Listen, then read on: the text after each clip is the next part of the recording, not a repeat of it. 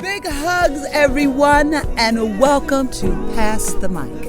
Today, I'm doing my first outdoor interview with the sun and the beautiful canyon that's overlooking here. And I know you're wondering, who is this amazing man sitting next to me? This is Brock Travis. Say hello to Brock Travis. Hi. So, Brock, thank you for coming on Pass the Mic and sharing your wisdom, your love. And what's our song today? I am remembering who I am. I am remembering who I am. I am remembering. I am remembering. I am remembering who I am. I am remembering who I am. One more time. I am remembering who I am. Oh, that just resonates. Oh, so beautiful. So, Brock, here on Pass the Mic, we're about community. We're about sharing our lives. We're about letting people know what we are doing in the world and how we're creating the beauty, how we're giving back to Mother Nature. And my goodness, this view is spectacular, y'all, is Mother Nature. So I would pass that to you. Okay, well, I guess if I had to sum up what I'm doing in a phrase, I would say I'm teaching mindfulness. I teach classes at the Spiritual Center in Ventura for everybody and for veterans. Occasionally I teach mindfulness to all kinds of groups, like once I did it for attorneys. Sometimes I do it for homeless people. I've done it for rehabs and clinics and every kind of agency you can imagine. And recently I did it for a very inspiring group of environmental activists. And I also do it for private clients in my counseling practice. And my own practice of mindfulness goes back, 30, 40 years, depending on what you count. And it still deepens every day. Oh, that's awesome. And we're going to have links below so that those of you that want to reach out and connect with Brock, you can, because community is what it's all about. Now, I think with any of us, when we start on our journey, we're all over the place and life happens and it calls us to our higher understanding of who we are. So what called you to engage in mindfulness? Wow. I know, there's a big question, right? Yeah, it's a big question. Well, I guess it's about 30 years ago now. I've been meditating since I was a youth, since I was in my teens. Okay. But about 30 years ago, my music career was coming to an end, and my third marriage was already in trouble, and I had a lot of anxiety and depression, and I started practicing, basically witnessing myself and befriending myself and striving to remember what my original intentions were. And I had a lot of wonderful teachers, a lot of them in this valley, in the Ojai Valley. And then I was in my training as a psychologist, and mindfulness went across my screen, my professional screen, and I went, this is really going to be important. It's really helped me with anxiety and depression and finding meaning and purpose and basically finding my way to peace. And it's going to be important for other people. And then there was 2 or 3 decades where people were like, why are you so into that? Nobody cares about that. and then all of a sudden, mindfulness is, people have noticed mindfulness and they do care about it. It's a hot topic now. Yeah. I think one of the beautiful things about this time and space is that consciousness is now in a space where we can talk about consciousness out in the open. That it's not something that a small collective group has to be in a corner and meditate and talk about. Globally, people are understanding that their consciousness is part of what's creating their life. And so more people are hungry to know how to tap in to that consciousness. And you've done the training through life. I love how that works. Through life, before you even knew, you were going to be one of the forerunners, forefathers out there doing the work so that you're prepared now when people are seeking you, hungry. Yeah, I think that's a really important insight that I think most people don't even notice their consciousness. And I remember looking in the dictionary a while back under consciousness, and it said awareness, and then I looked up awareness and it said consciousness, and there wasn't any developed language about how to talk about that or even think about it. And I do believe the civilization has reached a point where we can look at consciousness and talk about it. And I think that's probably the foundation of spiritual awakening. I would agree. I read something the other day by Emmett Fox. Love him. And he said that we being the human race, we are just teenagers. Now, I remember when I turned 13. My mother looked at me and said, please don't make me kill you. I put 13 on everything because I'm 13. Yeah. So as a teenager, consciously, there are definitely some of us that are more developed, but understanding that there's so much adventure and journey that's happening for everyone. Yeah. Oh, I love those. Both those words, adventure and journey. It sort of melts the idea that you have to be perfect. There's a process that we're going through, and I think thinking of humanity as adolescent makes a lot of sense. And on an individual level, I think 50 is the new 15, and 60 is the new 16, and 70 is the new 17. And I like that. Yeah. So, especially since I always tell people I'm like God, ageless. Yeah, ageless. Yeah.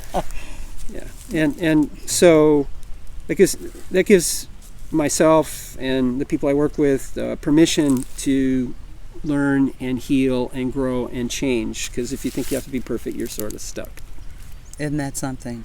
Because there's, understanding what perfect is for a lot of people, because that's an interesting word. It's a trigger word for a lot of people.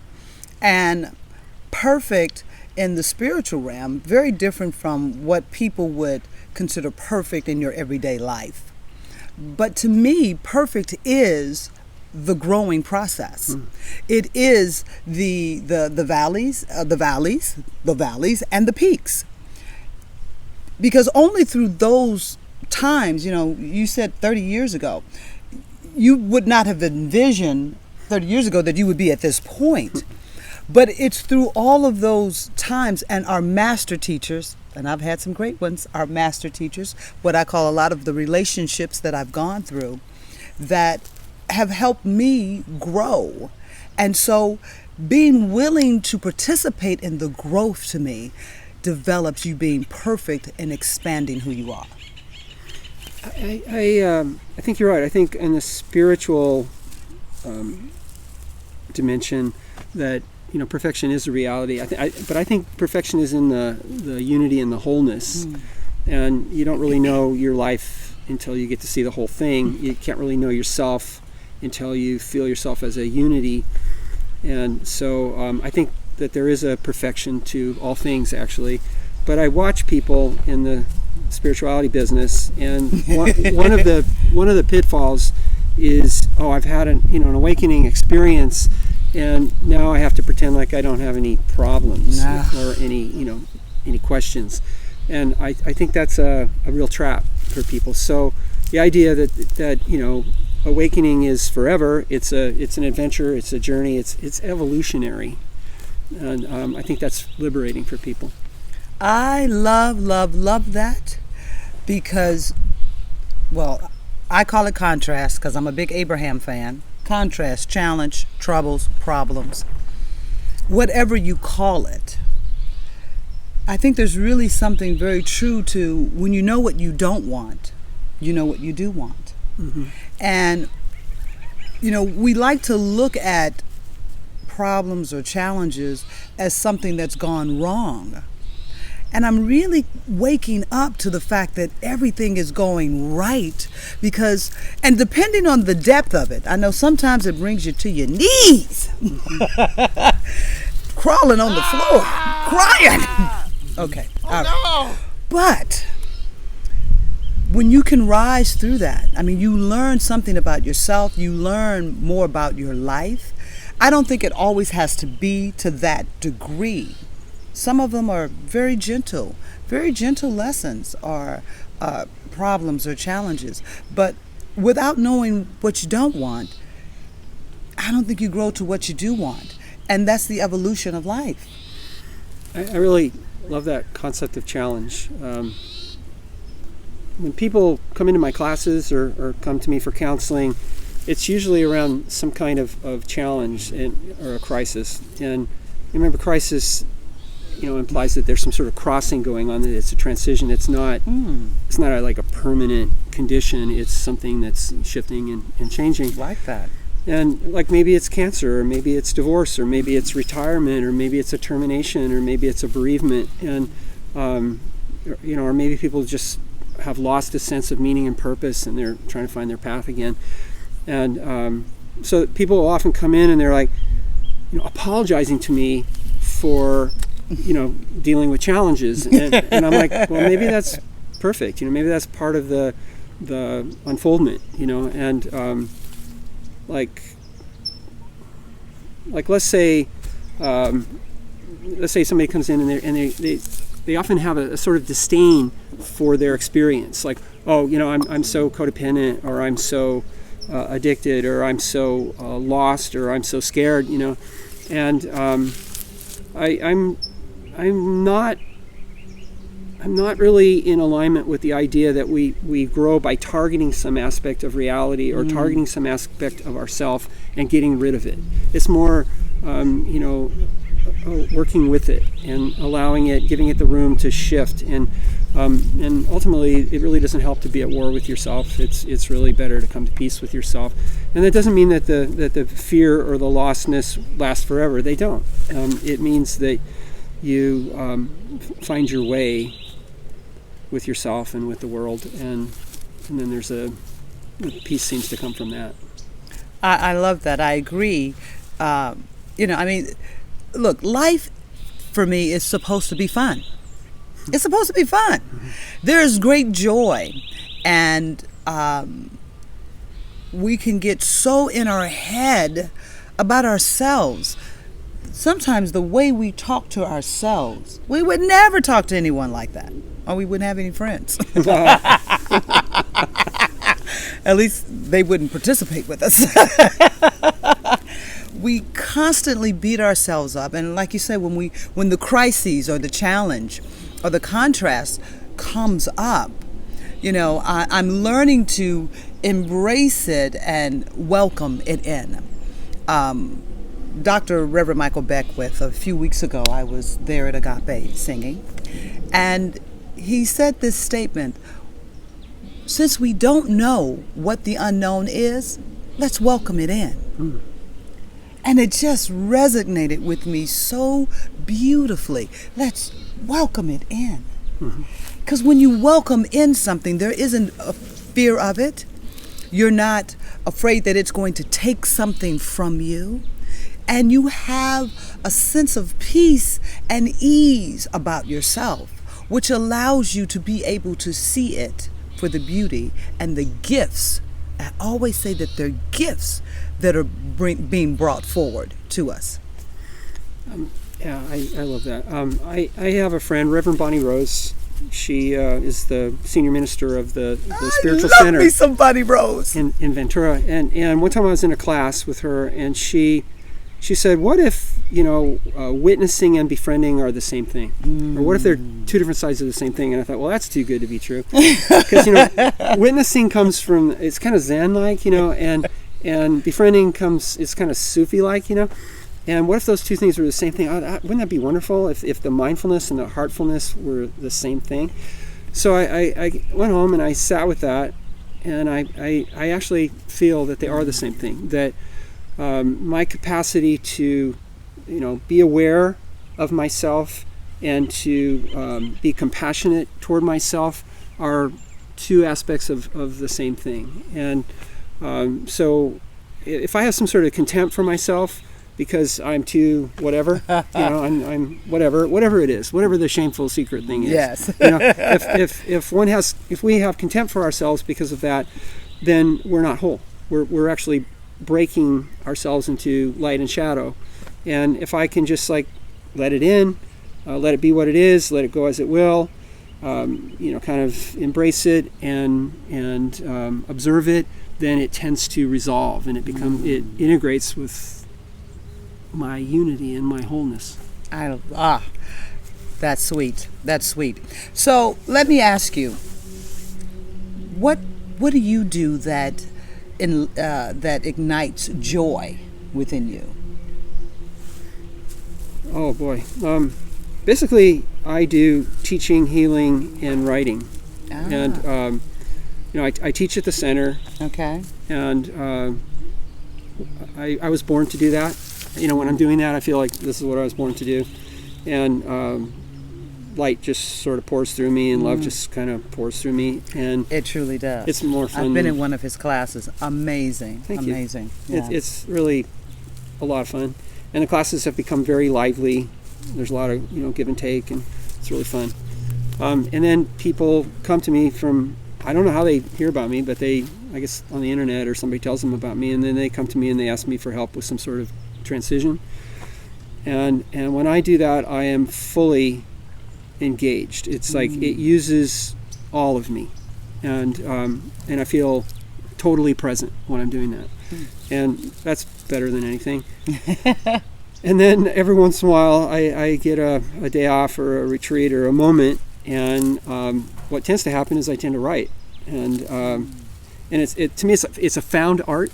Like, it's not so much like I'm pondering on what should I write about. It's more like some story will be sort of happening in my life, and I'll find myself kind of thinking about it, and then I go, oh yeah, write about it, and then I write about it, and I either make a book out of it or put it on Facebook, and that also is very fun.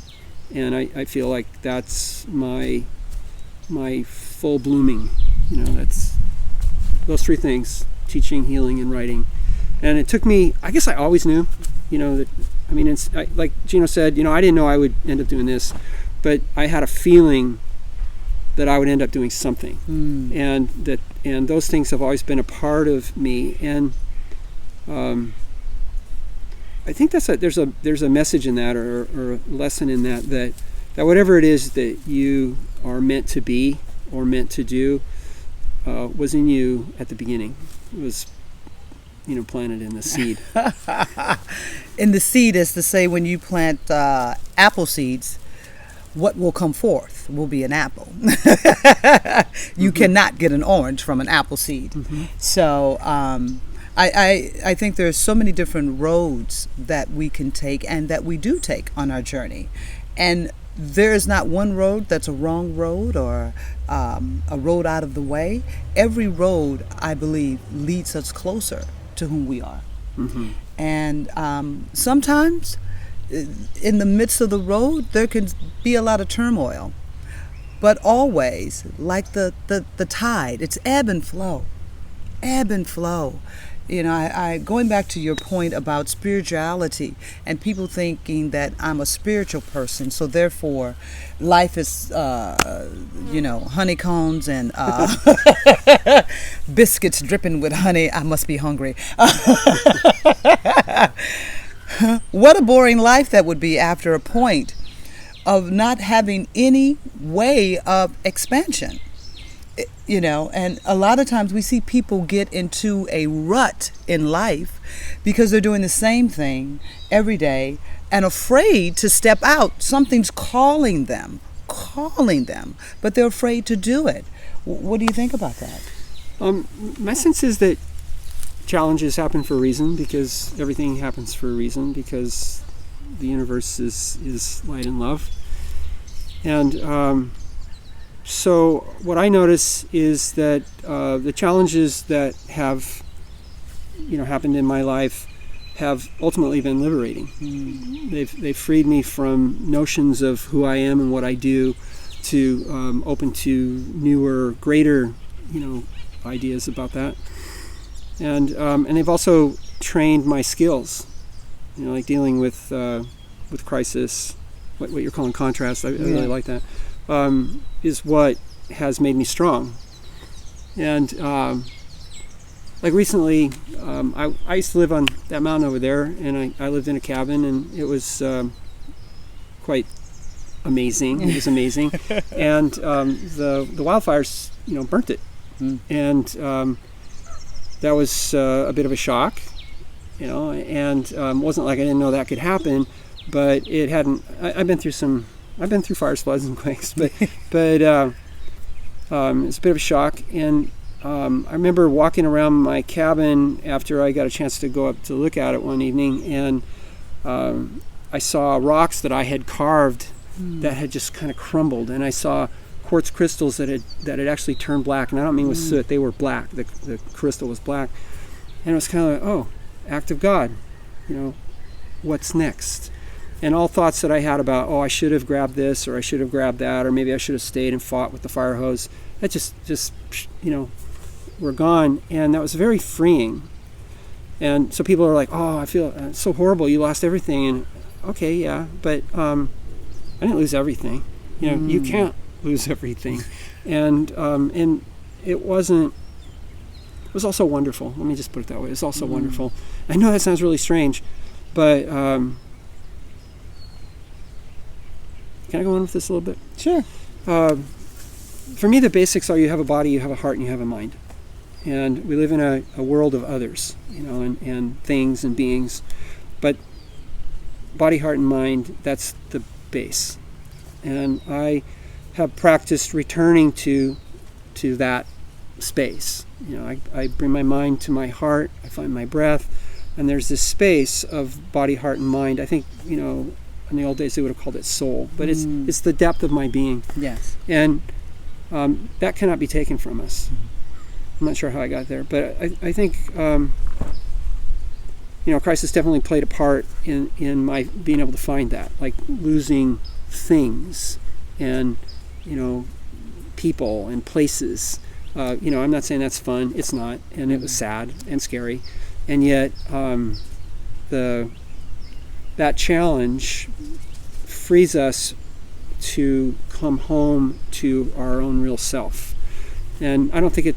I think the quest for the self doesn't necessarily have to involve fires and floods and quakes and all that kind of thing. But I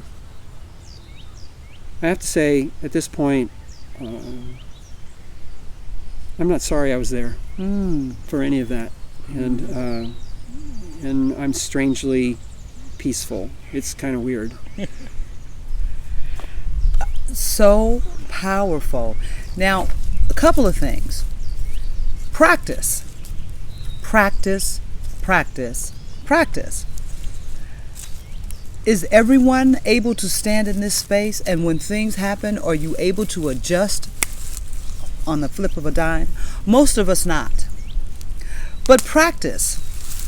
Brock has been practicing a state of awareness and consciousness that allowed for him to hear the possibility, allowed for him to feel the possibility that things were lost, and I get you, it's not like, whoo, hey, I lost everything, yeah.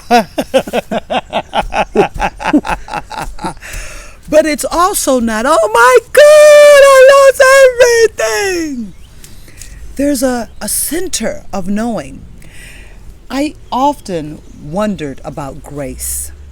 And recently, or for a while, I go in and out of really consciously focusing on grace.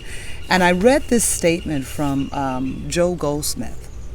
And it's using part of a biblical phrase, ye shall take no thought to what ye shall eat or drink or what ye shall wear. And by taking no thought, that is the grace of source of spirit of light. And so it's a kind of a big thing to put your mind around, because in this world, we have material things, and it's how we function, and it's a beautiful thing, and I love material things. I think they're wonderful. And it's not so, well, I guess it is about the attachment to it as well. But getting to this space where you can know in your spirit, mind, soul, body, you can have this feeling that this has moved on. This is gone, but I'm not gone. And that which takes care of me is never gone. So in that, I have everything. It's something that I've been really working with and anchoring in, because there's a sense of freedom in that didn't keep you locked to the cabin. Some people will almost lose their life trying to save something. And I'm not talking about a person, but, I got to save this photo album. Really? And not taking light, but understanding that there's a sense of grace that you really centered in, that you just anchored in this beautiful grace. And I just, wow, it's like, oh, that's it. That sense of peace and understanding that there is still more for me. And I don't have to see it, but I can feel the breath that's breathing through me and know that all is well. Okay, don't let us forget to get back to practice, okay? Because yes. we have to talk about practice, because that's really important.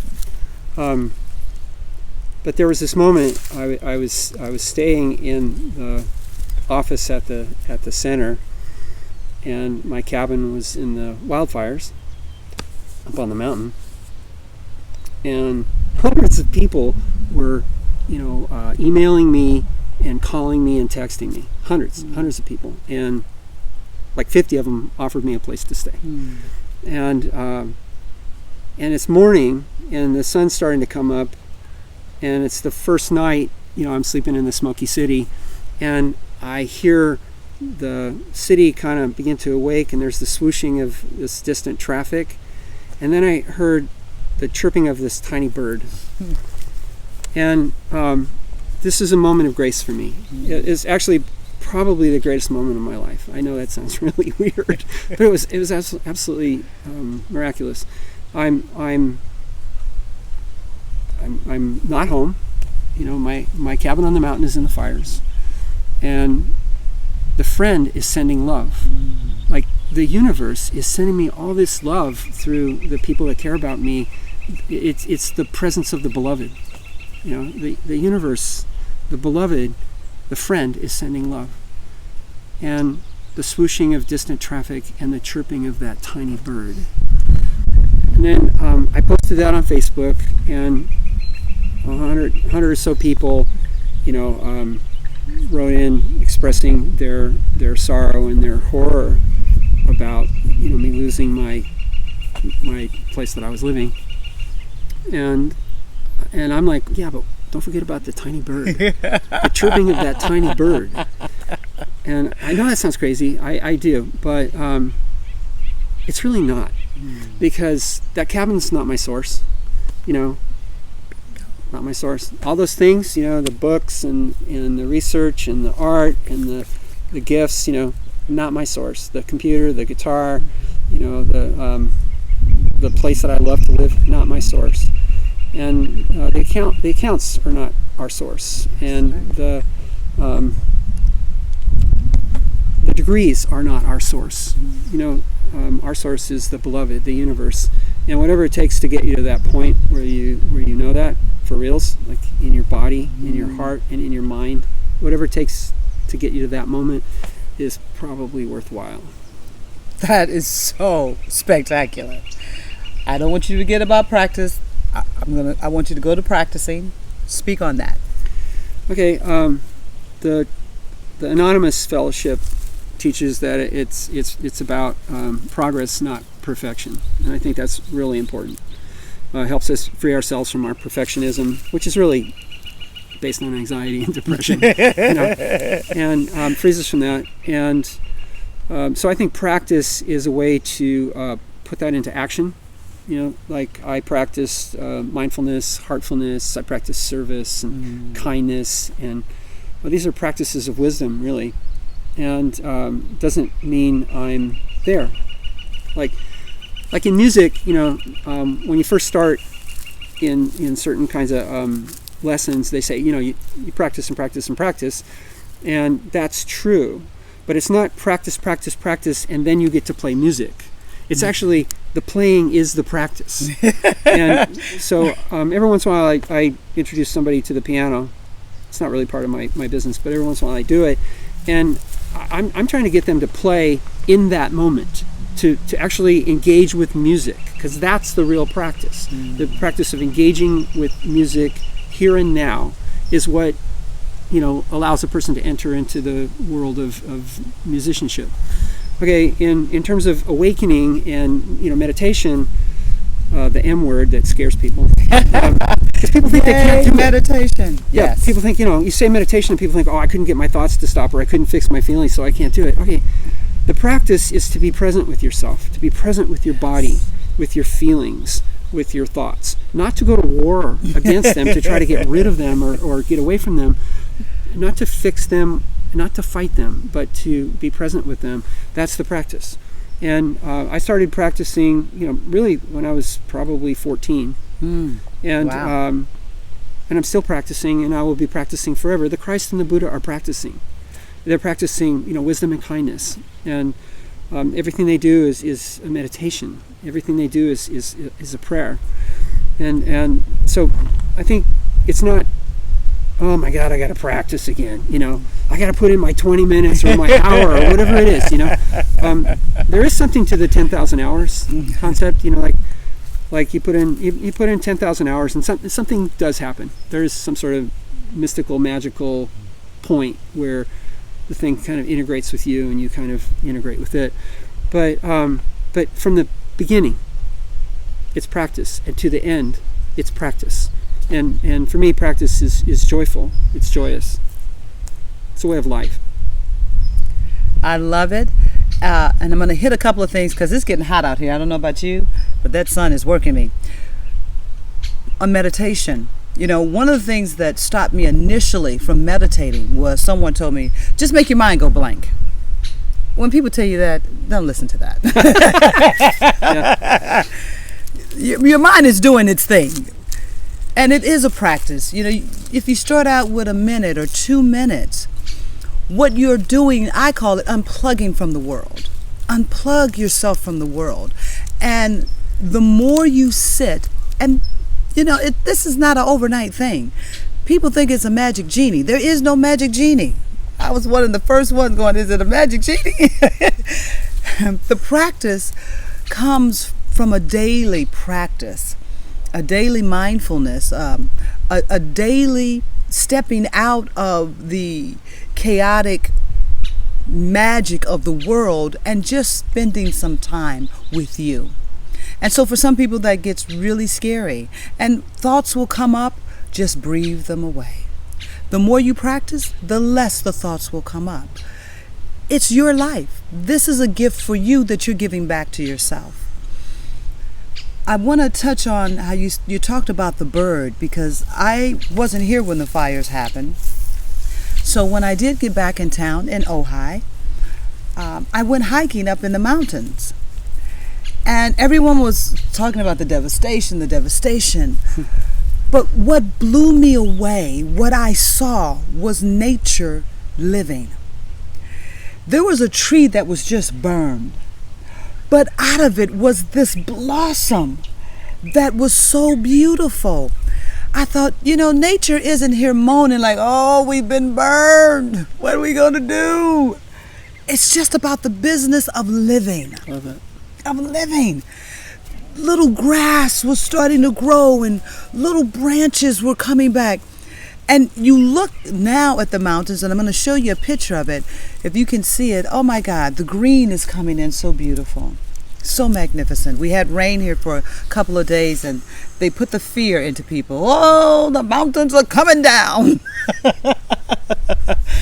Evacuate. But as I believe that everything is consciousness, Mother Nature was calling forth for what it needed to continue to grow at the speed of light that it's growing at, to do what it needed to do, not to hurt any of us, but to better support us with more new trees, more branches, more beautiful flowers. Spring is happening, and it's happening in those mountains that were burned, and it is unfreaking believable. Life. Nature is about the living prospect, and it's doing it constantly. Now, it doesn't have free will like you and I, but it's doing it. It's doing its thing. And it's so amazing to see that and not devastation. To see that every bit of the mountains and the scrubs and the plants and the trees, they are calling forth what they need. And of course, the universe says yes. It gives it forth. So Brock, as we wrap this up, what do you want to share with the good people out there? Is there any gifts you want to give them? Go forth, my brother, and speak it. We will have his information down below on the link. And once again, subscribe to Pass the Mic. Oh, that feels so good. The sun just went down. Hot. Okay, we talk about meditation, and some people are sitting in the back of the room going, "Yeah, I tried that once and I can't do it. This doesn't have anything to do with me," and that's really sad. So why don't you forget about the M word? If you don't like that word, don't use it. And some people make a real strong distinction between prayerfulness and meditation, and I'm letting that blur. So if there's some wonderful quote that you have, some little saying that you have that helps you get in that space, then by all means use it. And but the thing that's really helped me the most is let your heart be great.